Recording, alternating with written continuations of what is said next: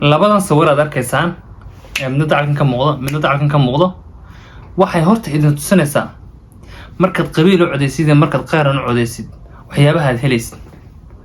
markaad qabiil u codeysid ninka aad u codeysay daarta uu gala gali maysid, gaadhigu raacana la raaci maysid oo cadceeddaas wareegaalaysanaysaa.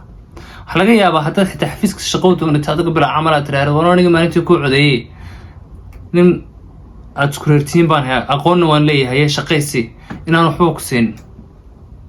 waxaa laga yaabaa in xitaa iska daa shaqo uu ku siiyee maalin aad warqad yar saxiixa uga baahatid oo xafiiskiisa u baahatid inaad arki weydaba arigiisu inuu macduun kugu noqdo ayaaba dhici karta. iyadoo ay saa tahay haddana dad fara badan qabiil bay ku codeeyaan.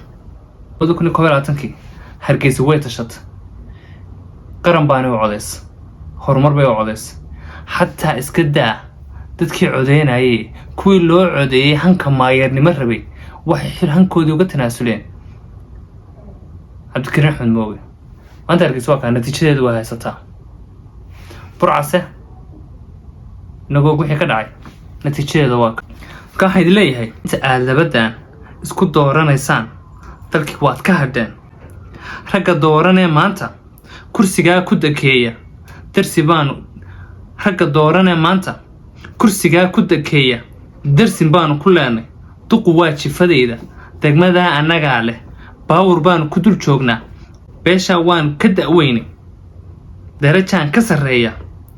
dugsi kuu dhisi mayso, dayac kuu tiri mayso, daruur kuu noqon mayso, habeen kuu diyi mayso, dogna kuu bixin mayso, dabayl kaa calin mayso, waxba kuu tari mayso.